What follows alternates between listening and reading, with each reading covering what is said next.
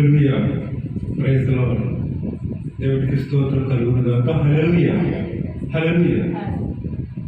ప్రభువైన యేసుక్రీస్తు నామములో ఇప్పుడు వచ్చిన ఆత్మీయ సహోదరి సహోదరులందరికీ ప్రభు నామములో శుభం తెలియజేస్తున్నాను. మరి యొక్క డిసెంబర్ మాసం 3వ ఆదివారాన దేవుడు తన యొక్క పరిశుద్ధ ఆలయంలో మనల్ని ప్రవేశపెట్టిన విధానాన్ని బట్టి దేవుడికి స్తోత్రం కలుగును గాక. హల్లెలూయా. అందరూ లేచి నిలబడినట్లయితే ఆరాధన చేసుకుని ప్రభు నామములో కనపడతారు.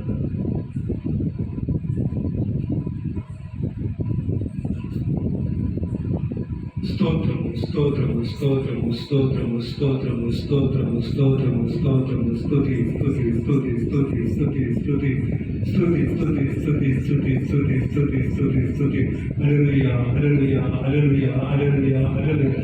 స్తోత్రం స్తోత్రం స్తోత్రం స్తోత్రం స్తోత్రం స్తోత్రం స్తోత్రం స్తోత్రం స్తోత్రం స్తోత్రం హల్లెలూయా హల్లెలూయా హల్లెలూయా. పరిశుద్ధుడు పరిశుద్ధుడు పరిశుద్ధుడు పరిశుద్ధుడు పరిశుద్ధుడు పరిశుద్ధుడు పరిశుద్ధుడు అత్యున్నత సింహాసనములో ఆసీనుడైన దేవా, అయ్యా కెరూబులు సెరాఫుల మధ్య నిత్యము సింహాసనాసీనుడు పరిశుద్ధుడు పరిశుద్ధుడు పరిశుద్ధుడు సర్వోన్నతుడు యెహోవా పరిశుద్ధుడు పరిశుద్ధుడు పరిశుద్ధుడు సర్వలోకమైన మహిమతో నిండి ఉన్నది పరిశుద్ధుడు పరిశుద్ధుడు పరిశుద్ధుడు. ప్రతిగానం చేయవచ్చిన మా ప్రియ పరలోకపు తండ్రి, నీ ఘనమైన నామమును బట్టి వందనములు చెల్లించుకొంచున్నాము. ఆశ్చర్యగడానికి స్తోత్రం, ఆలోచనకర్తానికి స్తోత్రం, బలవంతుడైన తండ్రి నీకు స్తోత్రములు, సమాధానకర్త అధిపతి నీకే స్తోత్రాలు, సర్వోన్నతమైన సభను నివసించువాడనికి స్తోత్రాలు. ఏవేగా మనకు శిశువు పుట్టెను, మనకు కుమారుడు పుట్టుకొనును, ఆయన భుజముల మీద రాజ్యభారం ఉంచబడినదని తలపిస్తున్న మా ప్రియ పరలోకపు తండ్రి, నీకు స్తోత్రములు స్తోత్రములు స్తోత్రములు. అయ్యా నీ భుజముల మీద రాజ్యభారం ఉంచబడింది ప్రభు, అందుబట్టి నీకు వందనాలు చెల్లించుకోవచ్చు. రాజుగాల ప్రభు నేను ఆదిస్తుండగా ప్రభా, నీ ఆత్మతో మమ్మల్ని నింపండి ప్రభా, అయ్యా నీ శక్తితో నింపండి, నీ ప్రభావంతో నింపండి తండ్రి దేవా. అయ్యా మమ్మల్ని ఆదుకోండి, నీ తండ్రి యొక్క దక్షిణాహస్తంతో మమ్మల్ని ఆదుకోనండి ప్రభు. నీకు వందనాలయ్యా, సహాయం చేయండి ప్రభు, ఆశ్చర్యకరమైన వెలుగులో నడిపించండి, ఆలోచన చెప్పండి ప్రభు. పరిశుద్ధాత్మదేవానికి స్తోత్రం స్తోత్రం స్తోత్రం అయ్యా. అయ్యా అదిగో ప్రభు మరి తండ్రి, అయ్యా అదిగో ప్రభు ఆది యొక్క దేవుడు భూమి ఆకాశం సృష్టించడు, భూమి నిరాకారం కాదు, సూర్యుడు కాదు, చీకటి అగాధ జలముల మీద కమ్మిడు, దేవుడి యొక్క ఆత్మ జలముల మీద అల్లాడుచుండేదని ప్రభు తరలించినదిగా. అయ్యా అదిగో ప్రభు మరి యొక్క ఆత్మ ప్రభు జలముల మీద, ఇప్పుడు జనాల మీద, అయ్యా ఇప్పుడు అంతటి మీద ప్రభు అయ్యా అల్లాడుచుండగా తండ్రి దేవా, నీకు ఇష్టమైన పాత్రగా మమ్మల్ని మార్చిన స్తోత్రం స్తోత్రం స్తోత్రం. ఈ యొక్క రాజుగాసం మాతో మాట్లాడండి ప్రభు, అయ్యా నిజముగా మీరు మాట్లాడండి ప్రభు. మమ్మల్ని ఈ యొక్క మాట చేత మమ్మల్ని జీవింపజేయండి ప్రభు, ఈ యొక్క వాక్యం చేత మమ్మల్ని జీవింపజేయండి ప్రభు. ఎల్లవేళను స్థుతించేవారుగా, ఎల్లవేళను గణపరిచేవారుగా, ఎల్లవేళను మహింపరిచేవారుగా మమ్మల్ని ఆశీర్వదించమని అయా తండ్రి అయా వేడుకుంటున్నాం ప్రభు. నీకు స్తోత్రం స్తోత్రం. నాతో మాట్లాడు ప్రభు, నాతో మాట్లాడు ప్రభు. నీకు స్తోత్రం స్తోత్రం స్తోత్రం. నాతో మాట్లాడు ప్రభువా ఒక్కసారి, నాతో మాట్లాడు యేసు ఇంకొకసారి, నాతో మాట్లాడు ప్రభువా ఒక్కసారి, నాతో మాట్లాడు యేసు ఇంకొకసారి. బాధలు ఉన్నాను మాట్లాడవా, బలహీనమయ్యాను మాట్లాడవా, బాధలు ఉన్నాను మాట్లాడవా, బలహీనమయ్యాను మాట్లాడవా. మాట్లాడు మాట్లాడు నాతో మాట్లాడు, మాట్లాడే దేవుడా నాతో మాట్లాడు, మాట్లాడు మాట్లాడు నాతో మాట్లాడు, మాట్లాడే దేవుడా నాతో మాట్లాడు, నాతో మాట్లాడు ప్రభువా ఒక్కసారి, నాతో మాట్లాడు యేసు ఇంకొకసారి. యేసయ్యా నీవు మాట్లాడితే కుంటివారు నడిచారు, గుడ్డివారు చూచారు, వ్యభిచారులు మారారు, దొంగలు దొరలైనారు. నా యేసయ్యా నీవు మాట్లాడి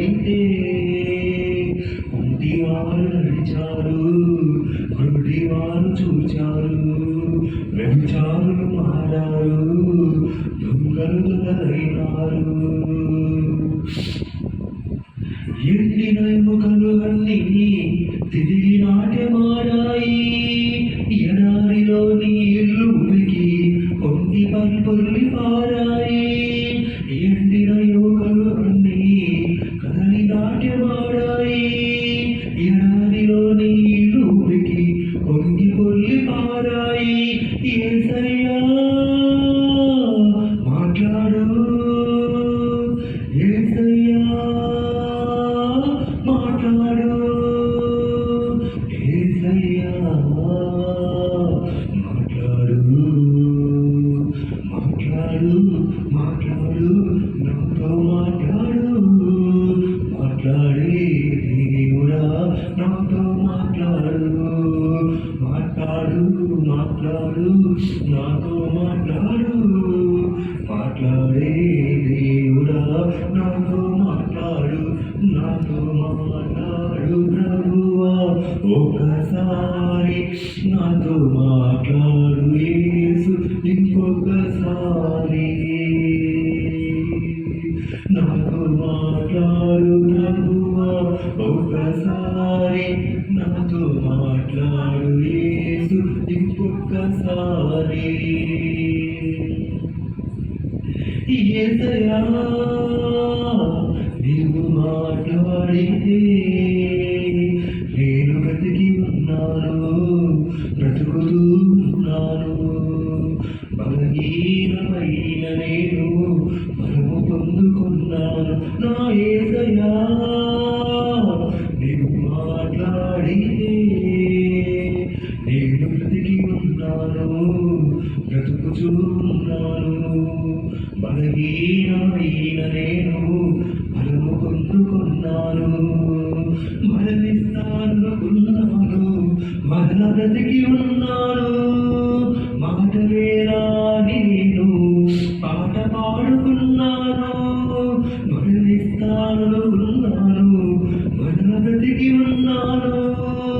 మాటలేరా నేను పాట పాడుకున్నాను. యేసయ్యా మాట్లాడు,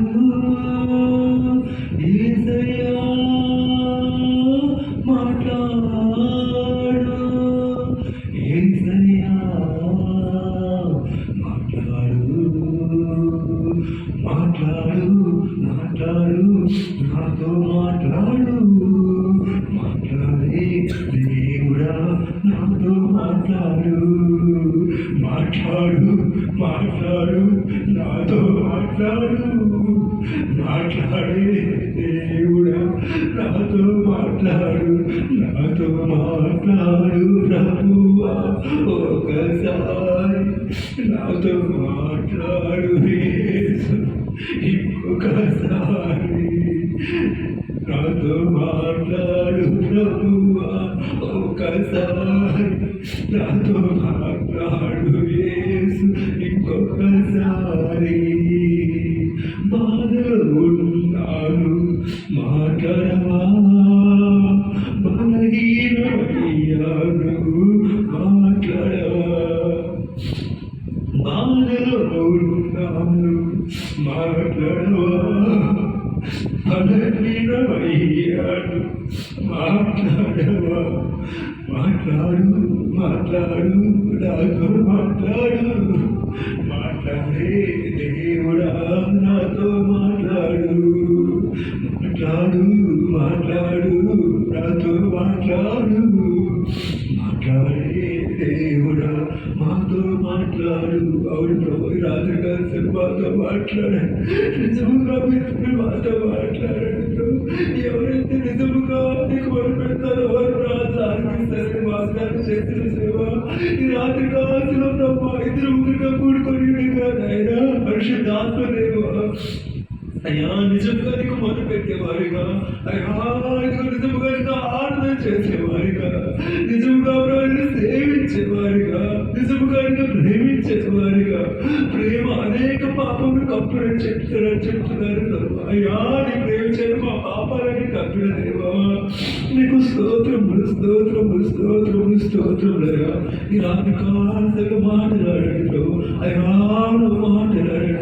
వాక్యం ద్వారా మీరు మాట్లాడండి ప్రభా.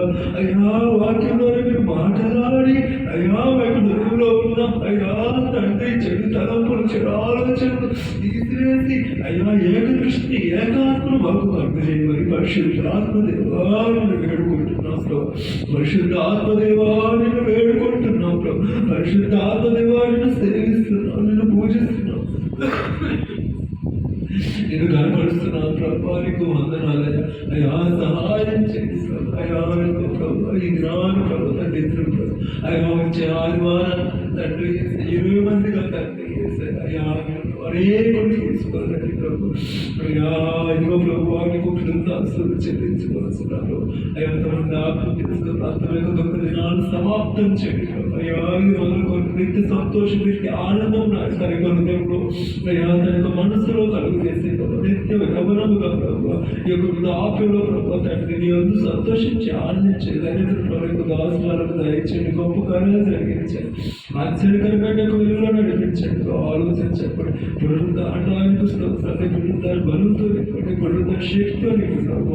అయ్యా అందులో సభను ఆశ్రయించడం వాక్యం వరకు నాకు నిలబడి ఉండగా నా ఉరికతో నిలబడి నన్ను బలపరిచి నా నీ చేతి నీటితో ప్రభు నన్ను అందుకొని ప్రభు నా నోటికి ప్రభు యొక్క వాక్యాన్ని అందించమని మిగిలిన సమస్త మేము కర్త ప్రభావాలు చెల్లించుకొని తండ్రిని తెలియకుమాడని అయితే ప్రక్షుతమైన నాములు అడిగి వెళ్ళుకోవచ్చు. అమ్మ మా తండ్రి ఆమె అక్కడ కూర్చున్నాం.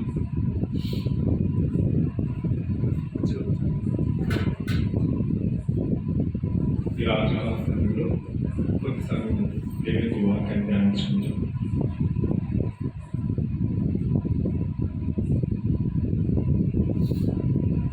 దేవుని పరిశుద్ధ గ్రంథం నుండి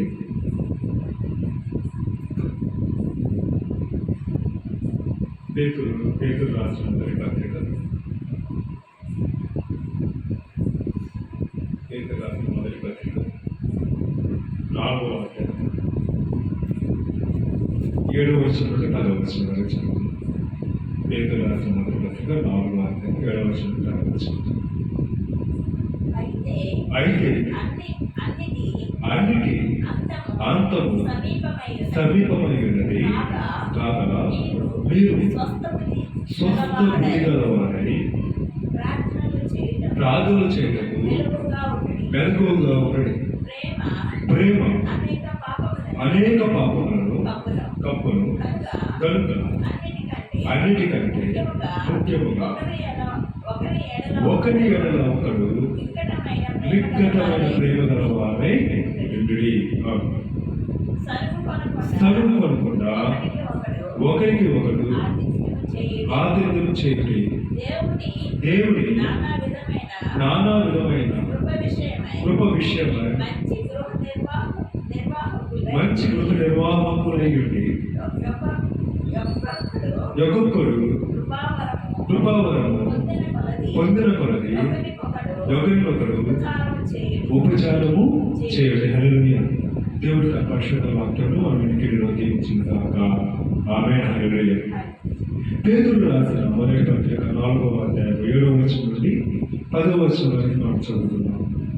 ఈ యొక్క రాత్రికాల సమయంలో పరిశుద్ధాత్ముడైన దేవుడు మనల్ని తన యొక్క పరిశుద్ధతతో నింపుతూ ఆయన కొరకు పరిశుద్ధమైన జనాంగముగా మనల్ని ఎప్పటికప్పుడు రూపుదిద్దుచు ఆయన పరిశుద్ధతలో వర్ధన చేస్తూ పరిశుద్ధమైన జనాంగముగా, పరిశుద్ధమైన సొత్తుగా, పరిశుద్ధుడైన దేవునికి పరిశుద్ధమైన పాత్రలుగా వాడుకోవటకు పరిశుద్ధ ఆత్మదేవుడు ఈ యొక్క రాత్రికాల సమయంలో కొన్ని విషయాలు మనకు తెలియజేస్తూ ఉన్నారు.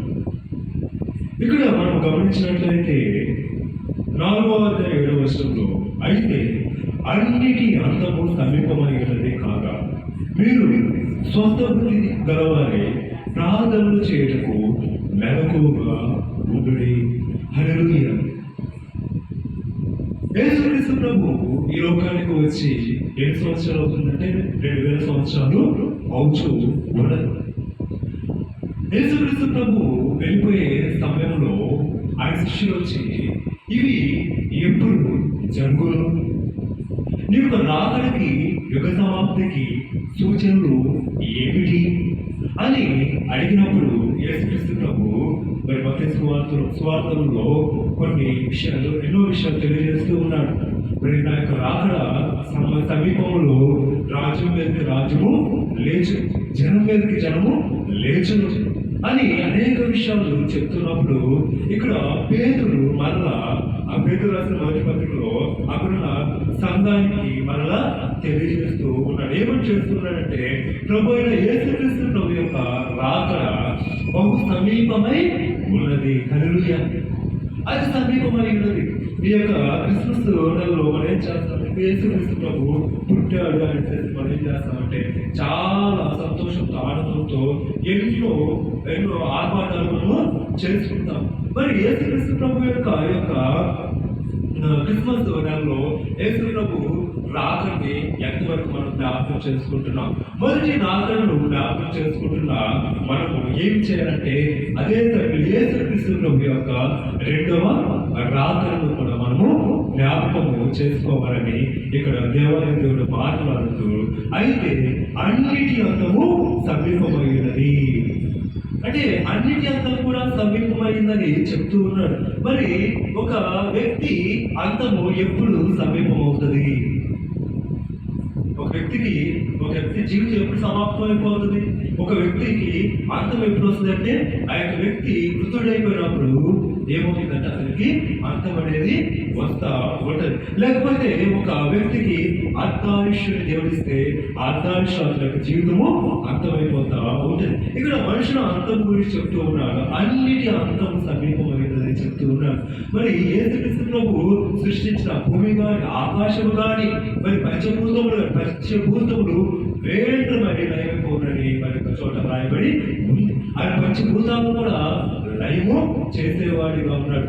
దేవుని యొక్క మరి చేతి క్రియలై ఉన్న ప్రతిదీ కూడా భూమి, ఆకాశం, సూర్య, చంద్ర, నక్షత్రాలు అన్నిటి యొక్క అంతము సమీపమై ఉన్నది అని ఇక్కడ పేతురు చెప్తూ ఉన్నాడు. ప్రతిదానికి అంతం ఉందని వాడు మనమే కాదు కానీ శాస్త్రవేత్తలు కూడా ఏం చెప్తున్నారు? సూర్యుడికి కూడా అంతము ఉంది, భూమికి అంతము ఉంది, నక్షత్రాలు కూడా కొన్ని కోట్ల సంవత్సరాల తర్వాత వాటి అంతమైపోతా ఉంటాయి, కనుమరుగైపోతా ఉంటాయి, కొత్త నక్షత్రాలు పడుతూ ఉంటాయి అనేసి శాస్త్రవేత్తలు కూడా చెప్తా ఉంటారు. అయితే దేవుడు ఏం చేస్తూ ఉన్నాడు అంటే ఎప్పుడో 2000 సంవత్సరాల క్రితమే అన్నిటి అంతము సమీపమైనదని ఇక్కడ మాట్లాడుతూ ఉన్నాడు. మరి ఈ యొక్క అంతము కూడా సమీపమై ఉన్నది. ఈ యొక్క భూమి, ఈ లోకంలో మీరు దేని కొరకైతే కష్టపడుతున్నారు, మరి ఈ యొక్క భూమిని చూసి ఆనందిస్తున్నారు, ఈ యొక్క ఆకాశాన్ని చూసి ఆనందిస్తున్నారు, సూర్యచంద్ర నక్షత్రాలను చూసి మీరు ఆనందిస్తున్నారు, లేకపోతే మీ యొక్క జీవితాలను బట్టి మీరు ఆనందిస్తున్నారు, మీ యొక్క స్నేహితులను బట్టి మీరు ఆనందిస్తున్నారు, మీ యొక్క బంధువులను బట్టి మీరు ఆనందిస్తున్నారు, మీకు కలిగిన ధనాన్ని బట్టి, లేకపోతే మీకు కలిగిన పేరు ప్రఖ్యాతలను బట్టి, అన్నిటిని బట్టి మీరు సంతోషిస్తున్నారు. కానీ అన్నిటి అంతము సమీపమైనది. కాబట్టి ఏం కావాలన్నా మరి ఏం కావాలి అంటే స్వస్థ బుద్ధి అనేది కావాలి. పోయిన వారు కూడా మనము మాట్లాడుకున్నాం, మనం తెలియజేసుకున్నాం. స్వస్థ బుద్ధి మనకి కావాలని మనము దేవుడిగా మాట్లాడారు. స్వస్థ బుద్ధి కలవారమై ప్రార్థనలు చేయటకు మెలకువగా ఉండి, హల్లెలూయా, ప్రార్థన చేయటకు మెలకువగా ఉండాలని చెప్తూ ఉన్నాడు. అంటే మరి ప్రార్థన చేసే సమయానికి మనకి ఏమొస్తుందంటే మొత్తం అనేది వస్తుంది. లేదా కొన్నిసార్లు ప్రార్థన చేసే సమయానికి వేరే ఆలోచనలు అపవాదం తీసుకొని వస్తాడు. ఇప్పుడే మనకి ప్రార్థన చేయాలని అనిపించింది అనుకోండి, ఒక్క సెకండ్లోనే మనకి వేరే ఆలోచన వచ్చేస్తుంది. ఆ పని చేయాలి, ఈ పని చేయాలి, లేకపోతే అక్కడికి వెళ్ళాలి, ఎక్కడికి వెళ్ళాలి, మా ఫ్రెండ్కి ఫోన్ చేయడం మర్చిపోయానే, ఇలా రకరకాల ఆలోచనలు వస్తూ ఉన్నప్పుడు ఆ ప్రార్థనలో మెలకువ అనేది మనము కోల్పోయేవారిగా ఉంటామని ఇక్కడ దేవుడు మనల్ని హెచ్చరిస్తూ ఉన్నాడు. మనిషి మనకు పరిపూర్ణ సిద్ధపాటు మనకి కావాలి అంటే మరి అన్నిటి అంతం సమీపమైనప్పుడు మనకు ఆత్మ మన దేవుడైన మన తండ్రి అయిన దేవుడితో పెనవేసుకొని ఉండాలి అంటే, దేవుని యొక్క రెండవ రాకడలో ఎత్తబడాలి అంటే, మొదటి రాకడలోనేమో దేవుని కుమారుడు భూమి మీదకి వచ్చాడు, రెండో రాకడలో ఏం జరిగింది? దేవుని కుమార్తెలమైన మనందరం కూడా ఆయన సముఖానికి వెళ్తాం, మధ్యాకాశానికి వెళ్తాం, పరలోక రాజ్యానికి వెళ్తాం. మనం కిందున్న మనల్ని పైకి తీసుకువెళ్ళడానికి పైనున్న దేవుడు కిందికి వచ్చాడు. హల్లెలూయా.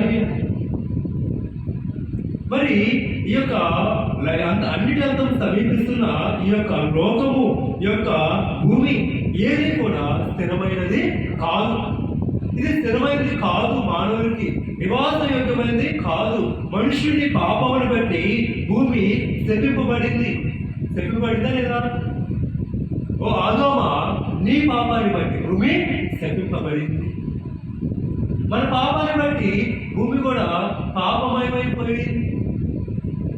ఇటువంటి పాపంతో ఉన్న యొక్క భూమి ఒకనొక దినాన ఏమవుతుందంటే అంతమైపోతా ఉంటుంది. అందుకే ఎన్నటికీ అంతం కానీ యుగాలు మనం సజీవముగా జీవిస్తూ సజీవుడైన దేవుడితో మనం బ్రతకడానికి సజీవుడైన దేవుడు మరి ఎప్పటికీ అంతం కానీ ఒక పరలోక రాజ్యాన్ని మన కొరకు సిద్ధపరిచాడు. హల్లెలూయా. ఆ పరలోక రాజ్యానికి తీసుకెళ్ళడానికి దేవుడు మరలా రెండవ రాకడలో ఇక్కడికి రాబోతున్నాడు. అలా దేవుడిని మనం ఎదుర్కోవాలి అంటే మనము ఏం చేయాలని అంటూ ఉన్నట్టే స్వస్థ బుద్ధి గలవాలని మనము ఉండాలి. హల్లెలూయా. స్వస్థ బుద్ధి గలవాలని అంటే ప్రార్థన చేయడానికి మెలకువగా ఉండాలి. ఎప్పుడు కూడా మనకి ప్రార్థనే కావాలి. ప్రార్థన జీవితము మనతో ఉంటే క్రీస్తు మనలో ఉన్నట్టే.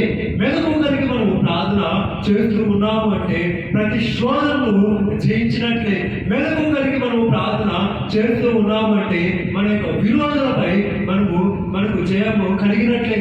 మెలకువ కలిగి మనము ప్రార్థన చేస్తూ ఉన్నామంటే అపవాదిని మన కాళ్ళ కింద చితక దొరికినట్లే. హల్లెలూయా. కాబట్టి అటువంటి పరిపూర్ణమైన మెలకువ కలిగిన ప్రార్థన జీవితంలోకి రమ్మని దేవుడు మనల్ని పిలిపిస్తూ ఉన్నాడు. మెలకువ కలిగి ప్రార్థన యేసుక్రీస్తులో ఎప్పుడు కూడా ఎలా చేస్తున్నాడు? మెలకువ కలిగి ప్రార్థన చేస్తూ ఉన్నాడు. అంటే ఒలివ కొండకు వెళ్ళినప్పుడు మరి శిష్యులందరూ ఒక ప్రదేశంలో వచ్చి ఏకాంతంగా వెళ్ళి ప్రార్థన చేస్తున్నారు. ప్రార్థన చేస్తూ మెలకువ కలిగి మరి తెల్లవారు కూడా చేసిన అనుభవం. అందుకే మరి ఏదైనా మనకి జీవితంలో జరగాలి అంటే దేవుని యొక్క అనుభవం పొందుకోవాలంటే ఒకసారి లూకాసు వార్త చూద్దాము. లూకాసు వార్త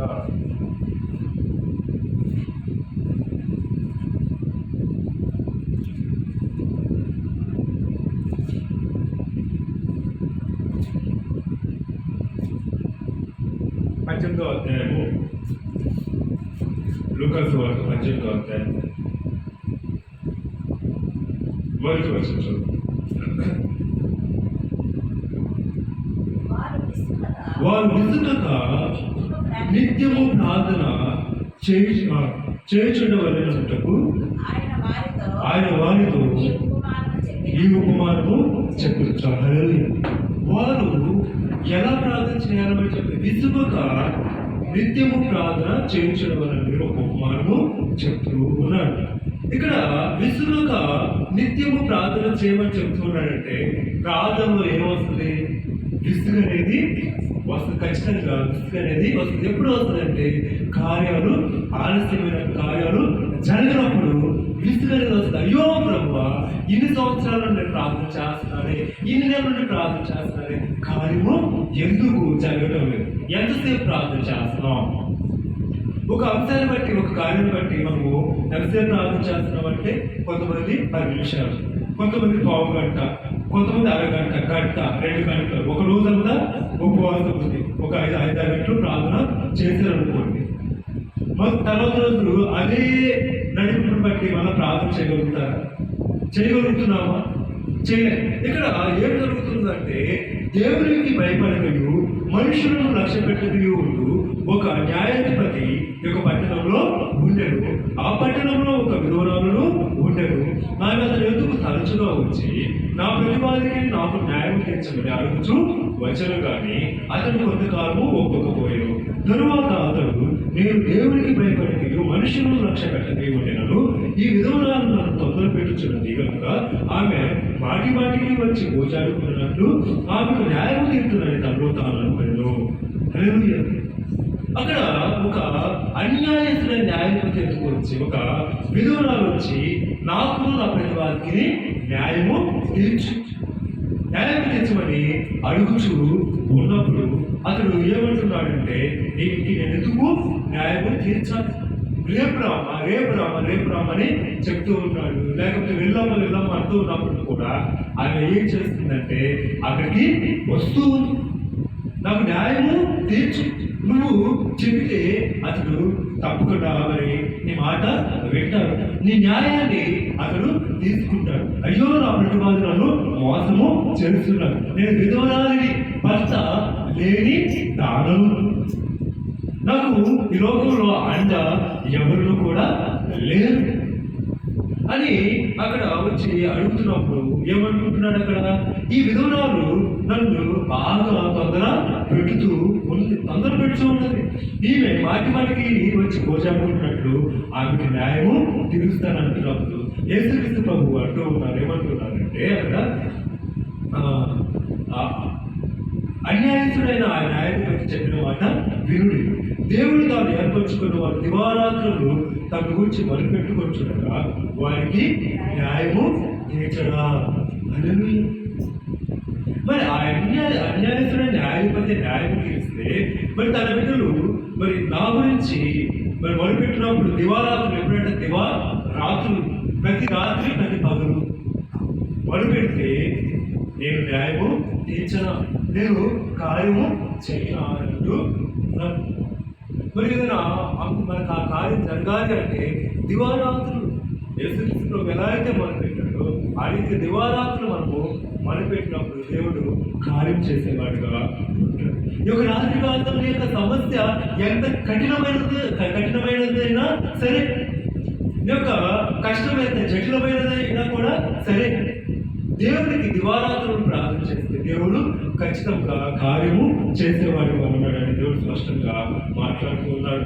పేతురు రాసిన మొదటి పత్రిక 4వ అధ్యాయం ఇంకా కింద మనం పరిశీలన చేసినట్లయితే 8వ వచనంలో ప్రేమ అనేక పాపములను కప్పులు కనుక అన్నిటికంటే ముఖ్యముగా ఒకరి ఎడల ఒకరు మిక్కటమైన ప్రేమ గలవారైనది. హల్లెలూయా. మరి మనం మెలకువగలిగి మొట్టమొదటి ఏం చెప్తూ ఉన్నాడు, మరి స్వస్థ బుద్ధి గలవారై ఉండమని అంటూ ఉన్నాడు. మెలకువగలిగి ప్రార్థన చేయమని చెప్తూ ఉన్నాడు. మరలా ఒకరి ఎడల ఒకరు మిక్కటమైన ప్రేమ గలవారై ఉండుడి అని ఇక్కడ మాట్లాడుతూ ఉన్నాడు. ఏంటంటే ప్రేమ అనేది ఎలాంటిదంటే ప్రేమ అనేకమైన దోషములను కప్పును, లేకపోతే అనేక పాపములను కప్పును అని అంటూ ఉన్నాడు. మరి యేసుక్రీస్తు ప్రభు యొక్క ప్రేమ ఎలాంటి? తండ్రి నాడు కుమారుడు తప్పు చేశాడు అనుకోండి, ఆ తప్పును కప్పు పెడతాడా లేదా? వేరే వాళ్ళు తెలియకుండా మరి నా కుమారుడు ఈ తప్పు చేశాడని అందరూ చెప్పుకుంటాడా? చెప్పుకోడు. ఏం చేస్తాడు? తన కడుపులో పెట్టుకుంటాడు, దాచుకుంటాడు. అయ్యో నా కుమారుడు తప్పు చేశాడు, నేను ఎవరికి చెప్పకూడదని ఆ తప్పుని ఏం చేస్తాడు? కప్పేస్తాడు. ఆ తండ్రి మీద కుమారుడు లేచినా కూడా, కొట్టాకొచ్చినప్పటికీ కూడా, దుర్భాషలైనా కూడా చెప్పుకోడు. తన యొక్క మనసులో దాచుకుంటాడు, ఆ పాపాన్ని కప్పివేస్తాడు. అలాగే యేసుక్రీస్తు ప్రభు వారు కూడా ఏం చేస్తాడు? తన యొక్క ప్రేమ చేత మనందరి పాపాలను ఏం చేస్తున్నాడు? కప్పివేస్తా ఉన్నాడు. ప్రతి మనిషికి కూడా ఏమిటంటే పాపం అనేది ఉంది. ఆ పాపాన్ని కప్పివేస్తున్నాడు. తన యొక్క రక్తము చేత మనకున్న పాపాలని కప్పివేస్తున్నాడు. తన యొక్క కృప చేత మన యొక్క పాపాలని కప్పివేస్తూ ఉన్నాడు. నేను నా యొక్క స్నేహితుడు ఏదైనా తప్పు చేస్తే 10 మందికి చెప్తే దేవుడు అంటున్నాడు, నా కుమారుడా నువ్వు చేసిన తప్పు నేను ఎవరికి చెప్పను. నా కుమార్తె నువ్వు ఆ పాపం చేశావు, ఆ పాపాన్ని నేను ఎవరికి బయలుపరచు.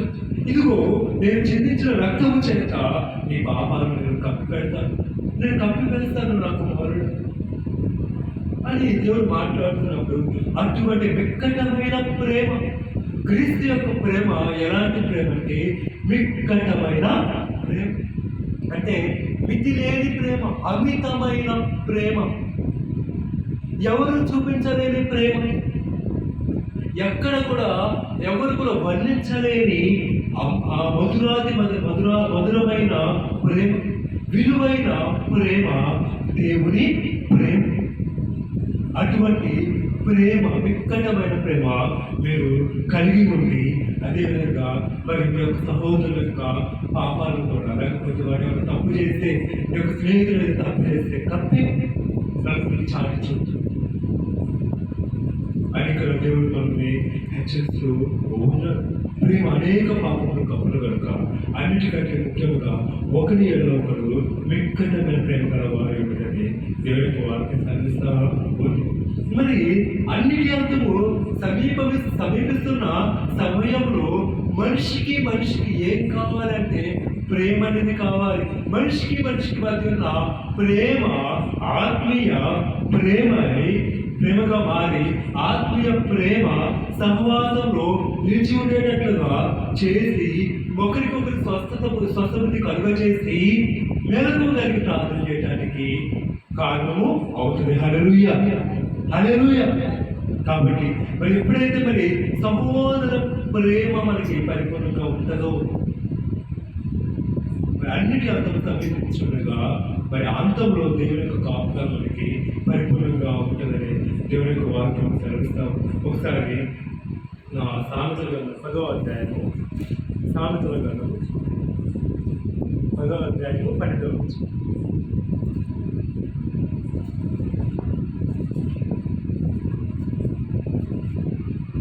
సామెతలు 10.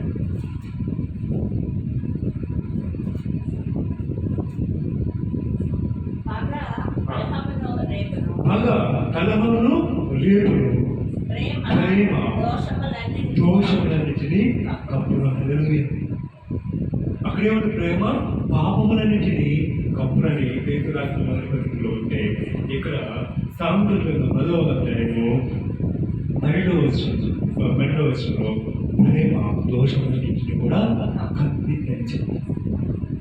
దేవుడు మన దోషములన్నింటినీ కూడా కప్పి మన సంకటములన్నింటినీ కూడా కుదిర్చేవాడుగా ఉన్నాడు.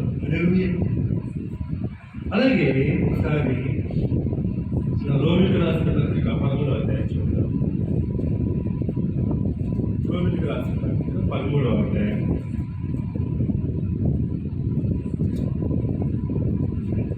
11వ వచనం.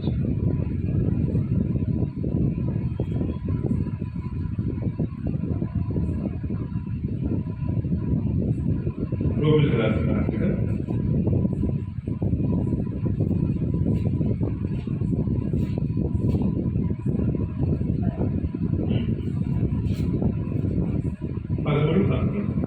13వ అధ్యాయం 11వ వచనం.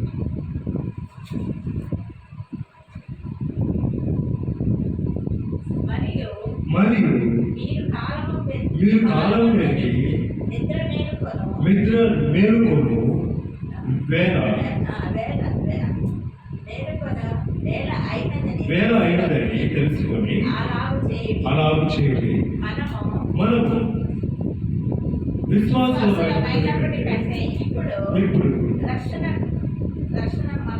రక్షణ మనకు మరి సమీపముగా ఉన్నది. ఇక్కడ వల్ల పౌలు అంటూ ఉన్నారు, మరియు మీరు కాలమును ఎదిగి, కాలాన్ని తెలుసుకోమంటున్నాడు. మీరు ఏ కాలంలో ఉన్నారు, ఎటువంటి కాలం, భయంకరమైన కాలంలో ఉన్నాం. ఇటువంటి భయంకరమైన కాలాలను గుర్తెరిగి ఏమంటూ ఉన్నారు అంటే, నిద్ర మేలుకొని వేళ అయినదని తెలుసుకొని మరి అలా చేయుడి. మనం విశ్వాసమైనప్పటికీ కంటే ఇప్పుడు రక్షణ మనకు మరి సమీపముగా నిద్ర మేలుకున్న వేళ అయినదని తెలుసుకొని అలా చేయమని అంటున్నాం. అంటే మరి ప్రతి విషయంలో మనం నిద్ర మేలుకునే స్థితిలో ఉండాలి. లోకంలో చూస్తున్న మనకు అన్ని విషయాలు కూడా ఎలా ఉండాలి, నిద్ర మేలుకునే స్థితిలో ఉన్నప్పుడు అప్పుడు అన్నిటితో సమీపించి ఉండగా మనం పరిపూర్ణమైన సిద్ధపాటులో ఉంటామని దేవుని యొక్క వాక్యము సెలవిస్తాము. కాబట్టి ఈ యొక్క వాక్యాలు వింటున్నాం మనము దేవుని యొక్క రాకడ సమీపంలో ఉన్నది. ఈ నెలంతా కూడా ప్రభు యొక్క జన్మదినాన్ని మాత్రమే జరుపుకుంటా ఉంటాం. కానీ ఆయన రెండోసారిగా కూడా రాబోతున్నాడు. పరిపూర్ణ సిద్ధపాటులో మనం ఉండాలని, ఆయన రాకుడు ఎత్తబడాలని ఆయన చూడాలని ప్రభు స్పష్టంగా మాట్లాడుతున్నాడు. కాబట్టి వాక్యాల ద్వారా ప్రభు మనల్ని ఆదరించి ఆయన యొక్క రాకడకై పరిపూర్ణమైన సిద్ధపాటు కలుగు చేయడం కాక. Amen. Hallelujah. Praise the lord.